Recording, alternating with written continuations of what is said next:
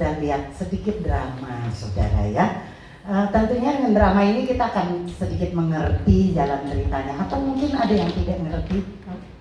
Pasti ngerti ya, saudara ya.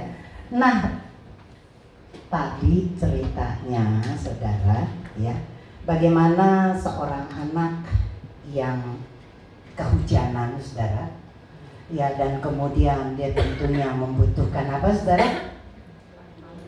Rumah, tempat tinggal. Anak yang kepanasan juga butuh rumah untuk dia berteduh.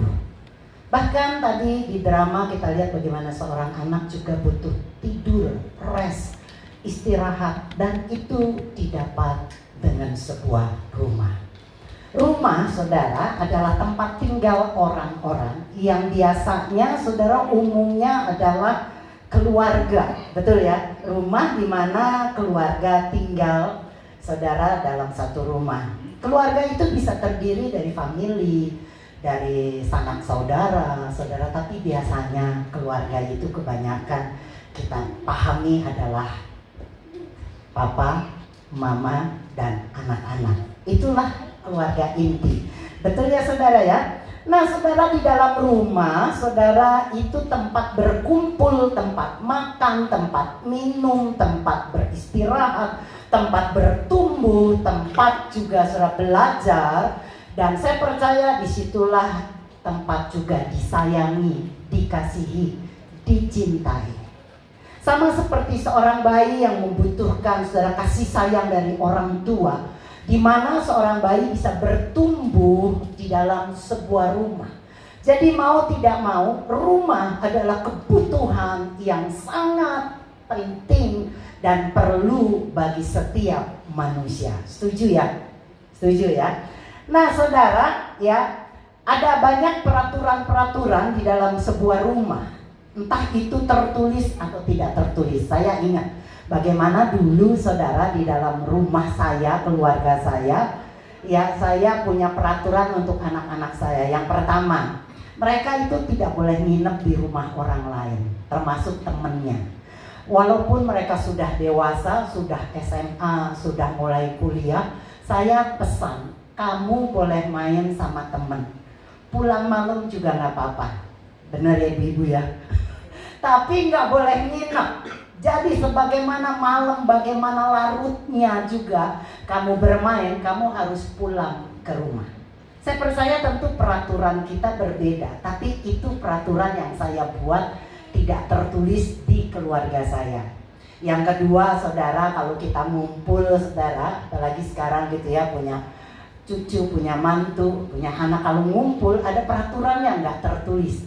Mereka makan harus cuci piring sendiri, saudara, betul nggak?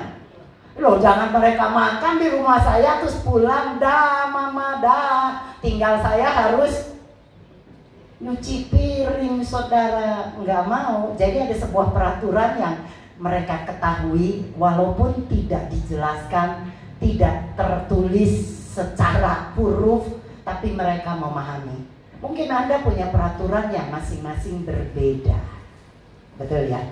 Nah, saudara, ya, tadi kita melihat bagaimana di sebuah drama anak ingin makan, saudara, dan tidak boleh makan sembarangan. Orang tuanya tadi Bapak Priyo melarang anak itu mau minum bersoda di pagi hari, saudara. Pada waktu bangun mau minum soda, orang tua yang baik tentunya tidak akan izinkan, karena kita tahu tentunya ya, tidak sehat minum pagi yang bersoda tajam, saudara. Atau dia mau makan snack, saudara, yang tidak sehat, saudara, di pagi hari juga dilarang. Tapi orang tua sudah menyiapkan breakfast, makan pagi yang tentunya menunya pasti sehat. Ya, di keluarga masing-masing, saudara, tentunya kembali berbeda. Begitu juga dengan gereja. Gereja, saudara, khususnya di Kerajaan tidak akan memberikan makanan secara rohani yang asal-asalan, yang membuat Anda menjadi sakit perut, saudara, yang membuat Anda jadi mules, yang membuat Anda mungkin, saudara, mengalami, saudara, hal-hal yang tidak enak.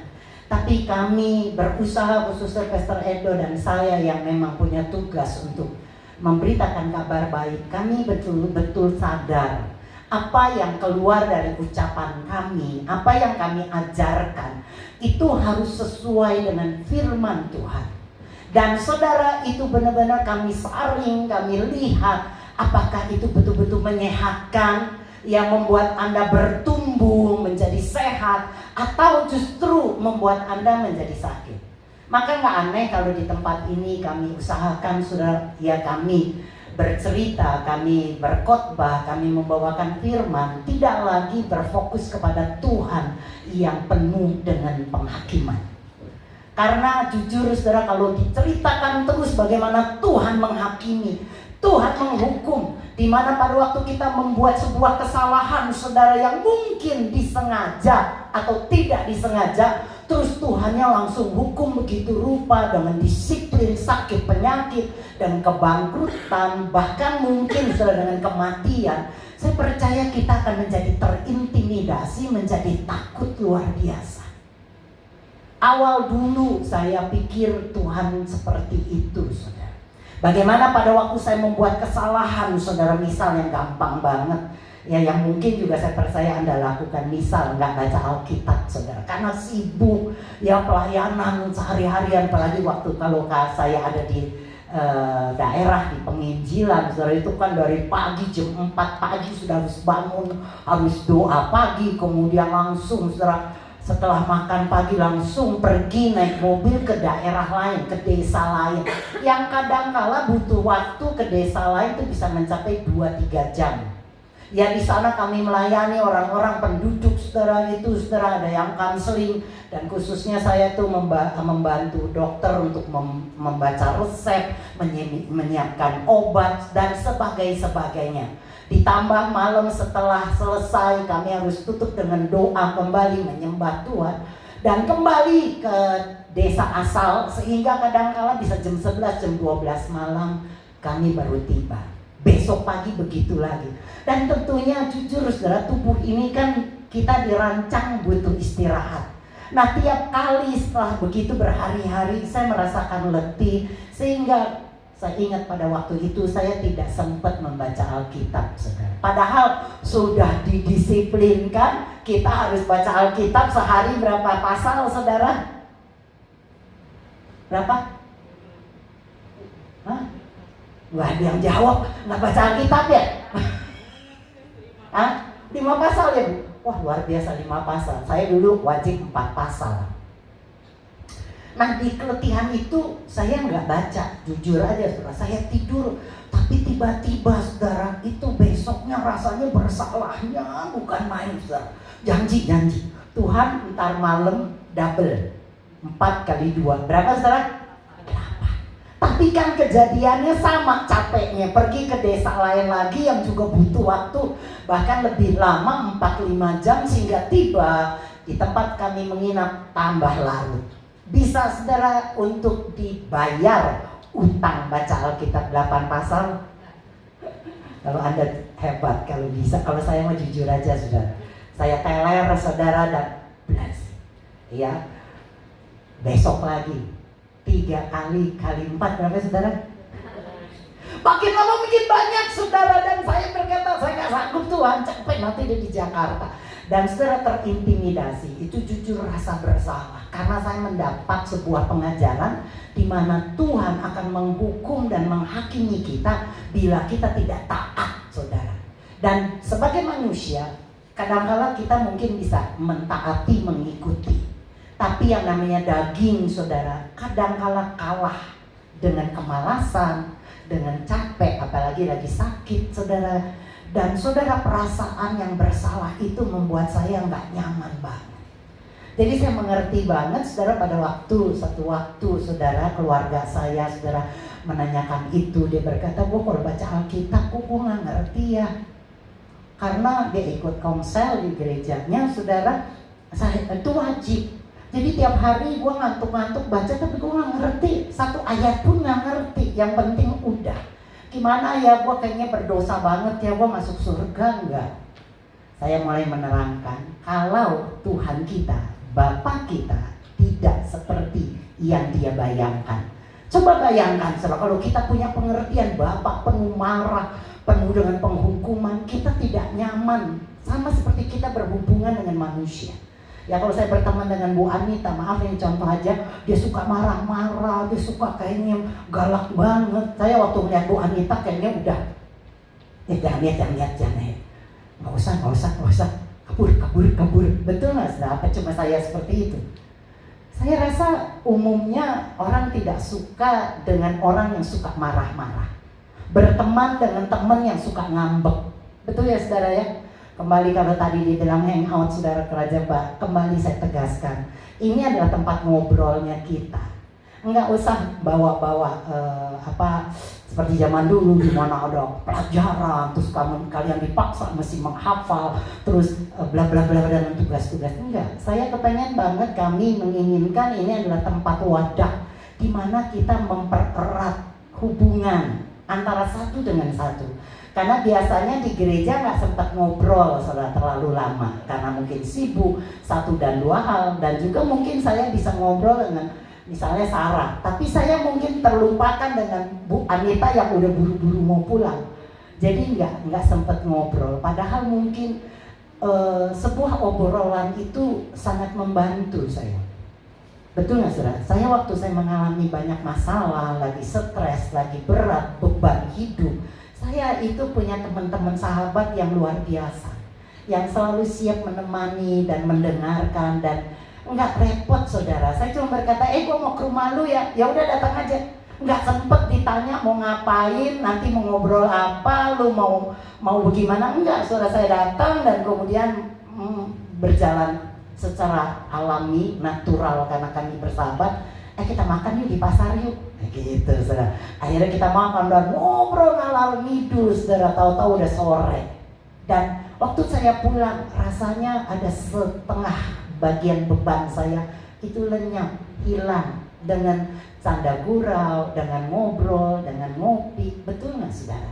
Karena kita adalah makhluk sosial yang diciptakan Tuhan, nggak bisa hidup sendirian, tapi kita butuh berinteraksi saudara dengan orang lain. Nah, kita inginkan ada wadah seperti itu saudara, yang tentunya isinya tidak cerita dan gosip ya, tetapi kita saling membangun, di mana kita lagi melandaskan gereja ini ada sebuah rumah yang kuat, sehingga akhirnya saudara sungguh-sungguh akan saudara ya banyak menjadi berkat. Amin saudara. Nah, kembali ya, jadinya siapa bilang kalau tempat ini saudara menyiapkan makanan asal-asalan, tidak. Tapi kami sudah berjanji, saudara sudah sepakat dengan Pastor Edo, kita memberitakan kabar baik. Tidak lagi ya menceritakan tentang Bapa yang menghakimi dan menghukum, karena itu akan membuat kita tambah resah dan semakin terperosok. Tapi kita perlu menceritakan kabar baik di mana Kristus Yesus sudah mati, sudah rela meninggalkan kemuliaannya, surga yang kekal, hanya untuk bisa menebus, hanya untuk bisa menanggung, bahkan peduli penderitaan kita, sehingga kita merasa bukan lagi Tuhan yang sebagai musuh, tapi Tuhan sebagai sahabat kita. Amin saudara. Di dalam gereja ini tentunya saudara mengerti ada peraturan-peraturan yang seperti tadi saya bilang. Di keluarga ada peraturan yang tidak tertulis dan yang tertulis, betul ya? Tadi saya bilang kan di keluarga saya nggak tertulis tuh nggak boleh nginep saudara, kemudian dia mesti cuci piring saudara. Nah, di gereja juga ada peraturan-peraturan yang mungkin tidak tertulis. Di gereja ada peraturan saudara, jangan makan dan minum selama ibadah. Tapi Anda lihat nggak tulisannya? Enggak ya? Di dalam gereja saudara dilarang saudara untuk lari-lari, teriak-teriak, bahkan bertengkar, ribut, hantem kiri, hantem kanan. Betul saudara? Enggak kan? Enggak ada tulisannya kan? Tapi kok Anda ngerti? Itu peraturan yang enggak tertulis. Di gereja ini saudara juga Anda kan nggak bisa sembarangan semaunya datang. Aku mau datang jam 12 aja biarin aja gitu, gereja mau jam 9, gue jam 12. Nggak bisa saudara. Ada peraturan-peraturan gereja yang tidak tertulis, yang kita di dalamnya perlu taati. Amin. Nah, peraturan gereja satu dengan gereja lain mungkin tidak sama, tidak harus selalu sama. Kalau Kerajaban jelas saudara, kami punya peraturan tidak akan menceritakan tentang Bapa yang selalu menghakimi dan kemudian mendisiplinkan dengan sakit, kemudian mencelakai kita karena kita tidak taat. Tidak. Kami tidak akan menceritakan itu, dan itu sudah peraturan di tempat ini. Yang mau tidak mau Anda itu akan lihat dan sadar, oh iya di sini nggak lagi cerita tentang penghukuman. Kita nggak pernah lagi nakut-nakutin jemaat Anda semua dengan kekejaman Tuhan. Enggak saudara. Tapi kalau kita inginkan bagaimana kita memberitakan betapa baiknya Dia, betapa kasihnya Dia, menyayangi kita sampai Dia mati untuk kita. Anda lebih senang dimarahi, didisiplinkan, diberi penyakit, atau Anda punya Tuhan yang penuh kasih? Secara umum kita mau banget punya Tuhan yang penuh kasih, betul saudara? Tapi berapa banyak sih orang saudara yang suka nakut-nakuti, jangan gitu ya, Pak Benny nggak boleh gitu, nanti Tuhan pukul kalau kena sakit. Makanya doa tiap pagi, kalau nggak doa ntar sakit tuh. Saudara, itu tidak lagi dalam peraturan di Kerajaban. Kami tidak mau itu saudara. Tapi yang kami beritakan adalah Tuhan mengasihi. Maka saya berkata sama teman-teman, ya saya mau jujur-jujur aja karena saya orang yang terbuka. Kadangkala saudara, di tengah kesakitan saya saudara, ya saya kadangkala nggak baca Alkitab. Ya berdoa juga mungkin tidak seperti Anda yang kusuk, yang sampai melipat tangan, terus kemudian saudara berlutut, menyembah. Saya nggak begitu saudara. Ya saya modelnya nggak gitu. Saya tuh ya mau berdoa, tidur aja saudara, di ranjang sambil rebahan tidur, saya mulai berdoa. Teman saya pernah tidur sama saya, nginep di sebuah kota, dia berkata, Bu, doa Bu pendeta, doa. Gue lagi doa. Mana lagi doa, lo lagi tidur? Enggak, gue lagi doa. Tapi dia saudara nggak bisa begitu, dia duduk berlutut saudara, dia mulai melipat tangan dan kemudian angkat tangan, dia mulai bersuara. Wah, saudara. Ya, dan saya berkata hebat. Orang yang bisa begitu saya salut saudara. Tetapi itu bukanlah sebuah peraturan yang mungkin yang saya nggak bisa ikuti. Saya kalau dalam keadaan bisa, ya tentunya bisa saudara menyembah, duduk berlutut, ngangkat tangan. Tapi kalau dalam keadaan tertentu, saya perlu rebahan, saudara, saya perlu istirahat, dan disitulah saya mulai bersekutu dengan Tuhan. Bagi saya itu it's okay. Bahkan mungkin beberapa teman bersekutu di ruang tersembunyi, di toilet. No problem saudara, gak masalah. Karena Tuhan kita tidak dibatasi dengan ruang dan waktu dan tempat. Amin. Yang penting kita bisa tahu Dia adalah maha baik Bapa yang penuh dengan cinta, yang tidak main sedikit pukul, yang dikit-dikit sekali disiplinkan dan membuat kita menjadi takut saudara. Saya ingat bagaimana dulu anak saya satu saudara itu kabur dari rumah saudara. Ya saya cari-cari dia nggak pulang-pulang, padahal biasanya nggak pernah karena sudah punya peraturan nggak boleh nginep di orang lain, di teman sekalipun nggak boleh. Kok ini nggak pulang-pulang? Mungkin sampai berapa bulan saya lupa saudara, sampai saya khawatir bukan main. Dan saya cari saudara, cari pakai spion, spion mobil ya. Saya pakai orang mata-mata untuk mencari seluruh kota Jakarta di mana anak saya berada. Sampai satu hari ketahuan dia ada di satu tempat. Saya datangi saudara dan dia lagi nggak ada. Saya tunggui dia belum pulang. Sampai besoknya ya kami nggak pulang saudara, pagi-pagi udah di situ. Dan saudara saya lihat dia baru pulang saudara. Saya panggil dia kaget, iko mama gitu. Saya tanya apa masalahnya? Karena nggak ada sesuatu masalah yang besar yang membuat dia harus tinggalin rumah. Dia cuma bilang gini, nggak tahu mah, nggak betah di rumah. Apanya yang nggak betah? Nggak tahu, rasanya kok nggak betah aja, nggak enak.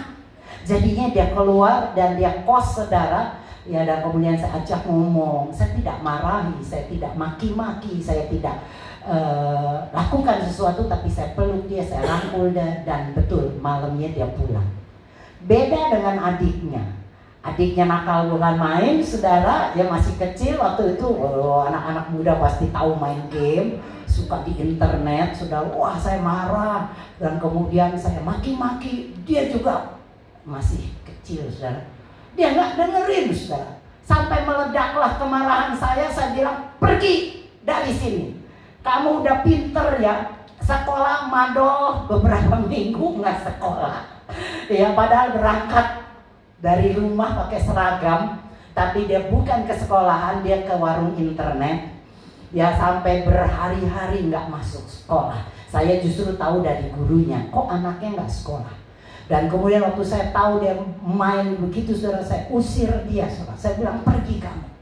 Ya sudah pinter ya, nggak butuh orang tua ya. Apa yang dia buat, saudara, saya pikir dia takut diomelin. Tapi dia ambil botol air, dia isi air, dia ambil baju, taruh di kantong kresek, dia keluar, saudara. Saya ngeliat itu, saya terbangun.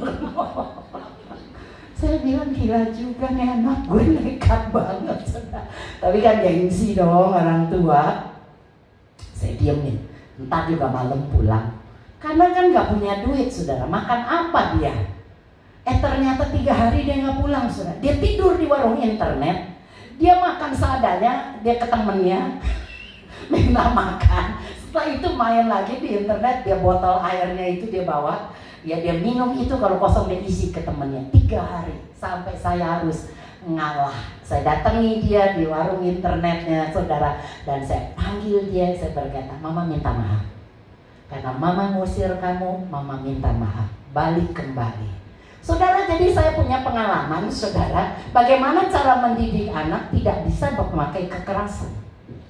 Ya, karena pada waktu saya keras, pada waktu saya usir, pada waktu saya memakai power, saudara, justru anak itu akan pergi dan tinggalkan kita. Setuju nggak, saudara? Tapi pada waktu anak kita ajak ngomong, kita peluk, kita mau tahu kesulitannya, apa sih yang menjadi masalahmu, apa yang menjadi problemmu, kita pecahkan sama-sama, dia akan melekat kepada kita. Orang tua saja ngerti itu, apalagi bapak kita. Masa sih dia mau marah-marah Anda dan usir Anda, pergi lu. Wah, kita juga akan pergi, saudara. Tinggalkan Tuhan dan tinggalkan gereja. Kenapa? Kepahitan. Ya karena Tuhan maha kejam dan sebagainya. No. Saya mengerti banget, maka kita di tempat ini, gereja ini punya peraturan. Yang mau tidak mau, tertulis atau tidak tertulis, kita punya Bapa yang bukan kejam. Yang setuju katakan amin. Dia adalah Bapa yang penuh kasih, yang akan merangkul kita. Waktu kita buat salah, kita tidak akan ditinggalkan. Justru karena kita butuh Dia sebagai Bapa yang pendamai. Amin, saudara. Nah, saudara, ya jadinya di tempat ini nggak mungkin juga diajarkan, saudara, bagaimana dosa itu diizinkan. Alkitab adalah berisi, saudara, tentang Tuhan, di mana di situ ada aturan-aturan, ada hukum-hukum yang walaupun Anda di dalam kasih karunia, itu tetap hukum yang perlu kita ikuti. Di dalam hukum ditulis, saudara, jangan mencuri. Amin. Terus Anda nggak bisa berkata, oh saya udah nggak ikuti itu tuh hukum Taurat. Enggak lah, sekarang saya udah dalam kasih Tuhan, saya mau mencuri. Ya enggak gitu kali, saudara. Kita tetap di dalam anugerah Tuhan, kita tetap tahu yang mana batasan hukum-hukum yang perlu kita ikuti. Katakan amin. Di dalam hukum Taurat juga ditulis jangan berzina. Amin. Lo nggak bisa dalam kasih karunia orang berkata, oh dalam kasih karunia, dalam grace diizinin berzina. Kata siapa, saudara? Lo hukum itu sudah tertulis dan tidak tertulis dalam hati kita.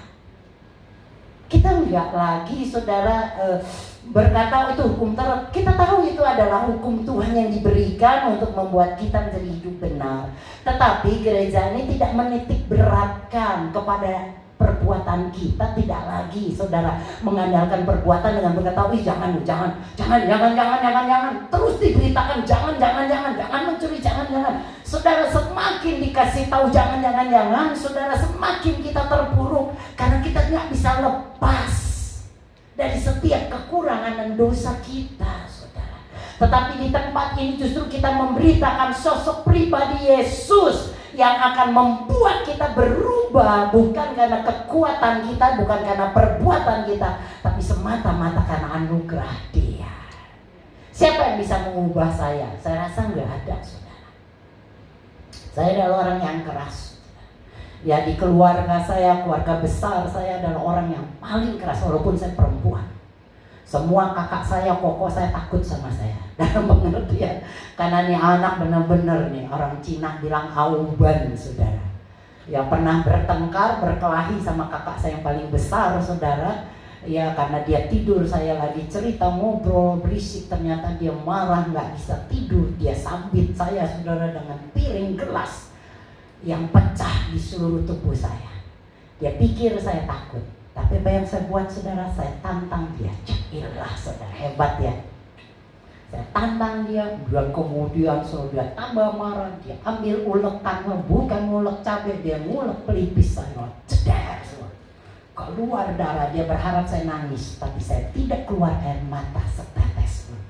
Semua kakak saya yang lain kaget karena darah nyucur, saudara. Ya Allah, udah ke mata, tapi saya tetap berdiri.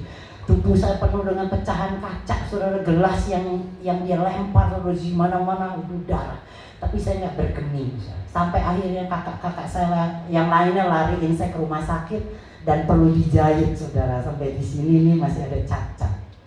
Saya orang yang keras, saudara, yang tidak takut dengan apapun. Apalagi kalau diancam-ancam, saudara. Tetapi saya bersyukur Tuhan yang penuh kasih, yang bisa mengubah saya begitu rupa, bukan dengan kekuatan saya, dengan kemampuan saya, tetapi dengan cintanya, saudara, yang melembutkan hati saya, saudara, yang membuat saya tuh nggak seperti dulu. Sehingga, saudara, ya puji Tuhan, belum lama saya ajak kakak saya, udah baik sih, saudara, udah berkali-kali ribet sama saya. Apalagi Iman, ya, dulu dia Buddha, kalau ketemu, Umi Tobut, saya bilang haleluya, plak lagi, saudara. Wah, dia udah mau, kayaknya mau bunuh saya. Tapi saya bersyukur, saudara, akhirnya ya saya yang berubah, saudara. Saya nggak pernah lagi menantang dia. Kemarin dulu beberapa bulan lalu sempat pergi sama dia ke Bali bersama-sama, dan dia langsung juga bilang, kapan bawa gua ke Bandung? Mau minta ke Bandung lagi dengan saya.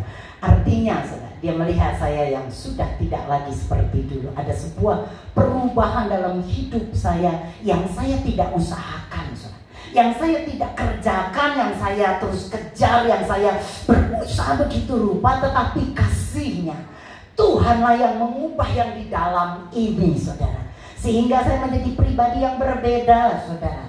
Dimana sekarang kalau mereka butuh, saudara, mereka itu berani berkata, ya, dia panggil nama saya, dia berkata, tolong doakan, tolong ini, tolong itu, tolong ini. Saya berkata, anugerah Tuhan, amin.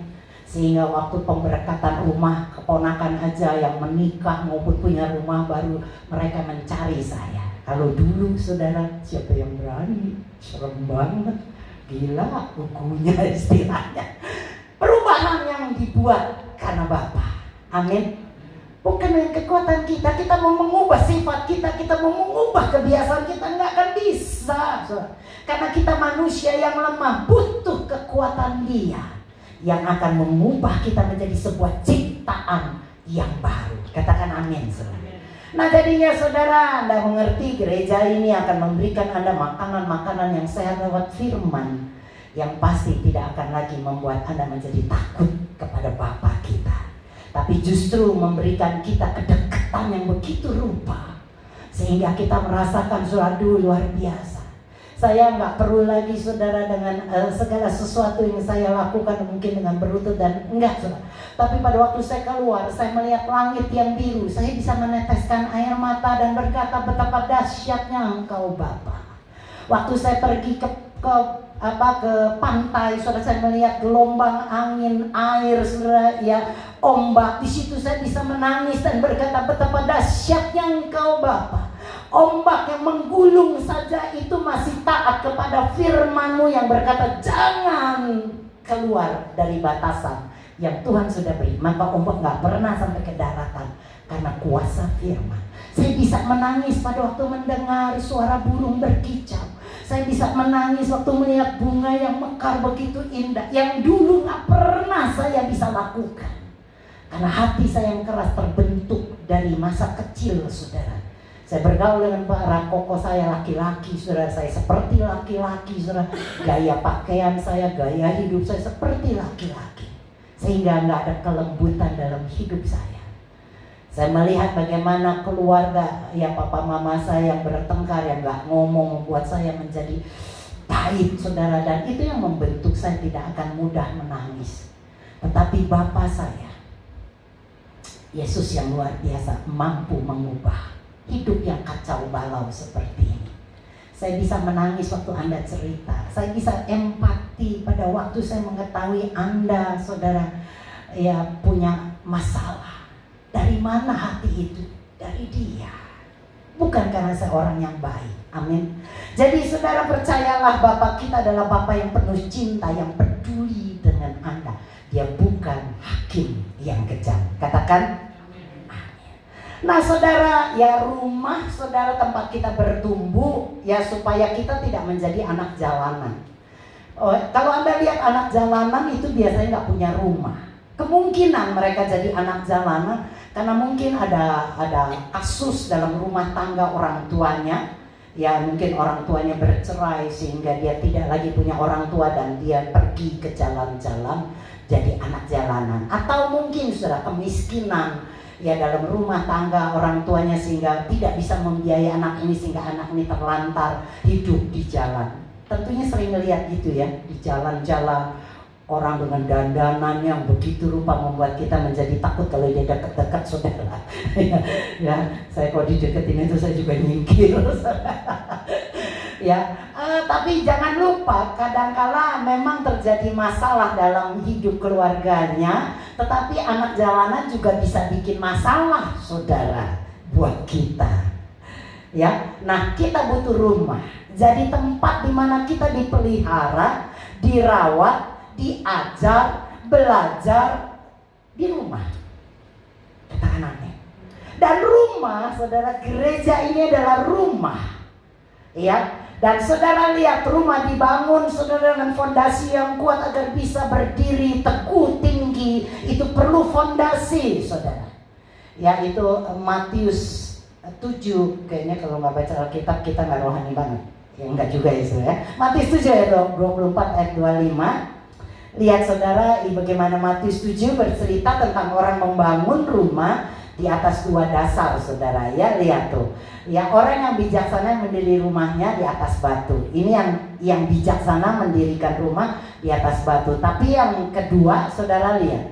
Lanjut ayatnya ke ya, angin melanda rumah itu tidak runtuh karena didirikan di atas batu. Tapi yang berikutnya, orang yang mendengar tidak lakukan, dia seperti dengan orang bodoh yang mendirikan rumahnya di atas pasir.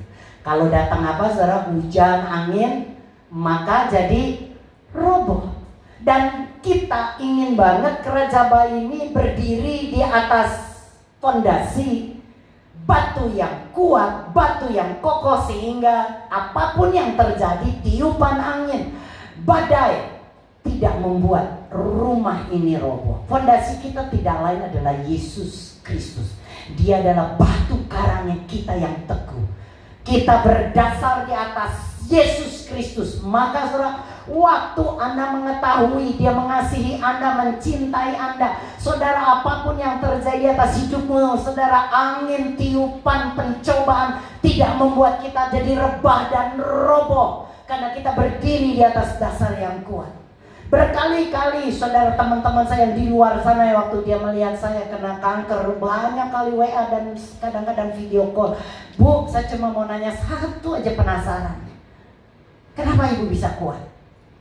Ibu gak pernah ngeluh. Ibu gak pernah ceritain Tuhan yang galak dan jahat. Ibu selalu Tuhan baik, padahal ibu kena kanker. Saya berkata, karena saya punya dasar yang kokoh dan kuat, saya mengerti. Saya bukan berdiri di atas perbuatan saya, tapi saya berdiri di atas cinta dan kasih-Nya yang gak akan berubah. Walau bumi berubah, Dia tetap sayang. Saya boleh divonis kanker, saya berkata bukan berarti Dia tidak sayang saya. Saya tahu dengan jelas dia cinta dan sayang saya. Walaupun mungkin saya sakit, bahkan mungkin saya mati, saudara, tetapi kasihnya tidak akan bisa dipisahkan dari hidup saya.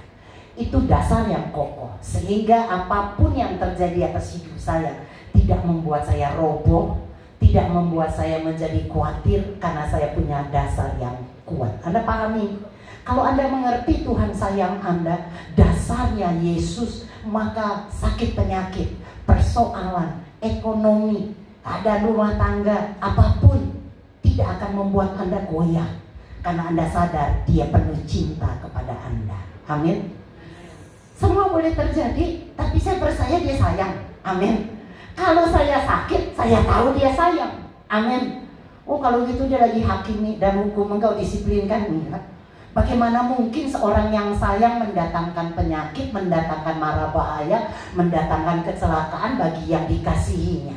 Saya mengasihi anak-anak saya menyayangi cucu-cucu saya. Amin. Nggak pernah saya biarkan mereka yang saya sayangi tertimpa dengan bencana, apalagi saya yang menghukum dan menghakimi. Nggak pernah. Boleh tanya sama Aili, dari ayah? Mak yang the best gitu. Oma juga ya. Karena dia tahu saya sayang, cinta. Apapun kesalahan dia pasti tahu emaknya pasti ampuni. Ma, tadi rusak barang emak. Gak apa-apa. Benar mak, gak apa-apa. Rusak, tadi akhirnya gak apa-apa, beli lagi. Amin. Susah amat. Gak bisa, dasar lu. Kenapa rusakin barang emak? Mahal ini. Enggak, saudara. Karena saya sayang. Begitulah saya punya pengertian atas bapak saya. Karena saya jalani hidup saya dengan sayangnya anak-anak dan cucu-cucu saya seperti itu. Apalagi dia, saudara. Masa sih dia pukulin saya dengan penyakit? Enggak lah. Amin. Nah, kalau kita punya dasar ini, Tuhan baik dan Tuhan baik walaupun keadaan tidak baik, Anda nggak akan goyah, saudara. Kuat. Apapun yang terjadi, kita sudah baca seringkali kitab Roma itu. Siapa yang bisa memisahkan kita? Pedangkah, penganiayaankah, kelaparankah, nggak bisa makankah, nggak bisa beli makanan, nggak bisa beli minuman. Betul yang kita baca beberapa kali. Saya khotbah, ya. Atau orang yang mengancam nyawa kita, atau yang membunuh kita, kita tidak mungkin dipisahkan dari kasihnya. Selesai. Itu saya ambil, saya imankan, saya percaya, dan saya berkata jadi. Jadi gak ada yang bisa goyahkan saya tentang cintanya dia kepada saya. Amin. Nah, ini dasarnya, saudara ya. Dan saya percaya itulah rumah kerajaan, gereja kerajaan. Nah, apa lagi, saudara? Satu hal saya lupa nih. Satu hal coba kita lihat dari hidup dari Jemaat Mula-Mula, Kisah Para Rasul 2 ayat 46. Kisah Rasul 2 ayat 46. Tetapi setiap dengan bertekun dan dengan sehati mereka berkumpul tiap-tiap hari dalam bait Tuhan. Mereka memecahkan roti di rumah masing-masing secara bergilir dan makan bersama-sama dengan gembira dan dengan tulus hati. Saudara kalau lihat ini, baca, ini adalah jemaat mula-mula. Dan saudara menarik, ya zaman dulu tidak ada speaker, tidak ada mic, saudara, tidak ada sound system, tidak ada gedung gereja yang AC yang membuat kita nyaman duduk, saudara. Ya nggak ada, saudara. Zaman dulu di dalam keterbatasannya, ya tidak seperti yang kita nikmati saat ini. Betul ya, saudara ya? Tetapi aneh, mereka lihat berkumpul apa, saudara? Tiap hari. Tiap hari itu tiap hari apa, saudara? Tiap hari. Jadi setiap hari. Setiap hari mereka ngapain? Berkumpul di bait Tuhan, di gereja. Tiap hari ke gereja. Padahal nggak ada fasilitas yang memadai zaman dulu. Di sini mungkin Anda betah datang karena ada ya udaranya sejuk, ada AC. Juga sound sistemnya kan kedengeran. Ya kita nggak kepanasan, apalagi kehujanan. Di sini kita nyaman, tapi zaman dulu enggak. Tapi mereka bisa tiap-tiap hari datang ke gereja. Pertanyaannya kenapa, saudara? Betul kan? Kenapa mereka mau datang-datang tiap hari ke gereja? Apa yang mereka akan lakukan di sana? Jawabannya mudah, saudara. Mereka bisa datang tiap hari ke gereja karena mereka tahu gereja itu adalah rumahnya. Amin. Anda tiap hari diam di rumah, pulang kemana? Enggak Bu, saya diam di tetangga. Saya di rumah teman. Ya sekali-sekali kita nginep mungkin, saudara. Tapi kan secara umumnya kita pulang kemana, saudara? Nyaman gak sih di rumah itu? Bu, rumah saya kecil. Ya cuma sekamar. Tapi kok Anda betah ya di situ? Karena itu rumah sendiri. Anda pergi ke rumah tetangga saudara yang kaya raya, yang rumahnya bertingkat-tingkat, yang wow, mewah banget. Tapi saya percaya bagaimanapun rumahmu jelek, kecil, sumpek, tetap Anda betah di mana, saudara? Nggak betah, saudara, saya di rumah teman saya yang bagus sekalipun untuk lama-lama. Mungkin 1 hari, 2 hari, 3 hari, seminggu oke. Tapi kalau bertahun-tahun nggak bisa. Betul, saya suka pergi ke luar negeri. Saya pergi ke Jepang, saya pergi saudara kemana-mana, ke negara-negara lain, ke Eropa, saudara, ke Australia, saudara, sempat sampai 1 bulan, saudara. Tapi saya nggak pernah bertahun-tahun di luar negeri dan betah. Saya pernah ke Penang hampir 2 bulan di sana untuk berobat, tapi kerinduan saya untuk pulang begitu kuat. Bagaimanapun rumah saya yang mungkin saudara mungkin tidak enak, tidak bagus dan sebagainya, tapi itu rumah saya. Amin. Gereja ini kalau Anda bilang ini adalah rumahmu, maka pasti engkau akan betah di tempat ini. Yang terjadi di sini nggak seperti gereja lain, Bu. Gereja lain, wah lampunya kedap-kedip. Ya nyanyinya wah jingkrak-jingkrak. Yang singernya muda-muda, cakep-cakep, ganteng-ganteng. Di sini maaf-maaf ibu-ibu. Tapi ini rumahmu. Amin. Di sini mungkin ada kejelekan, saudara, karena tadi seperti drama ada pertengkaran, ada keributan. Tadi Aili ya sama Carol rebutan, saudara. Itu handuk mau mandi. Mungkin terjadi, gua kesel sama lu, gua marah sama lu. Udah deh. Itu biasa. Dalam rumah tangga juga ada keributan. Enggak hanya anak sama anak, suami istri aja ribut. Amin. Anda ini baik semua ya. Gak pernah ribut ya. Cuma saya doang kali yang sering ribut sama suami. Tapi ini tetap rumah saya tetap pulang. Amin, saudara. Keributan bisa diselesaikan. Seperti tadi Aili yang berebut dengan Carol adiknya, saudara, ada bapaknya yang mendamaikan. Ribut tetap didamaikan. Ribut tetap belum mau, kesel tetap didamaikan, sehingga akhirnya bisa berdamai dan berpelukan. Begitulah rumah gerejamu. Di antara kita mungkin ada saling pertengkaran, saling ribut, enggak suka, saling rebut-rebutan, saling kesel. Buang mukanya dibuang. Nggak tahu dibuang kemana. Kalau saya memang nggak sayang muka saya cakep, amin. Nggak saya akan buang. Yang cuma 1, saudara, bagaimana saya buang, mau tes susah. Maksud saya normal kalau Anda satu dengan lain ribut. Karena pendapat kepala kita, otak kita nggak bisa sudah disetel semuanya sama. Anda punya pendapat yang saling berbeda. Saya sama anak saya saja beda pendapat. Saya sama suami saya juga beda pendapat. Saya mau makan ini, dia nggak mau makan itu. Dia suka babi, saya nggak suka babi. Amin, saudara. Saya suka sayur, dia suka daging. Nggak pernah cocok, saudara. Dia nggak suka jalan-jalan, saya suka jalan-jalan. Oh, bagaimana? Apa karena nggak suka terus kita jadi pisah? Ya enggak juga. Kita bisa cari solusi. Betul, saudara? Dia nggak suka jalan-jalan, saya suka jalan-jalan. Sama teman-teman yang suka jalan-jalan, kita jalan-jalan. Amin. Ngapain repot, saudara? Dia nggak suka makan sayur, ya saya makan sayur. Biarlah dia makan sayur sendiri, daging sendiri. Ya kalau lagi kepengen makan bak, saudara, silahkan makanlah bak, saya enggak. Enggak ada sesuatu yang diributkan, saudara, dan dia harus sesuai dengan saya. Enggak bisa loh. Pokoknya ikuti gue. Gak boleh makan bak, makan ini. Enggak bisa, saudara, biarin aja. Amin. Jadi kalau kita paham itu dalam gereja ini ada banyak saudara pendapat, ada banyak saudara perbedaan, itulah rumah di mana keluarga tinggal dengan seluruh banyak perbedaan-perbedaan. Tapi waktu kita mengerti itu, kita akan berdamai karena kita punya Bapa cuma satu, Bapa kita yang baik. Amin. Waktu Bapak mendamaikan, kita lihat Bapak, kita berkata, iya deh Pak, oke Pak. Ya Carol Aili jadi baik sekali waktu Bapaknya damaikan. Kan enggak mereka tabokin Bapaknya saudara. Ya tapi mereka taati ikuti, iya Pak, damai.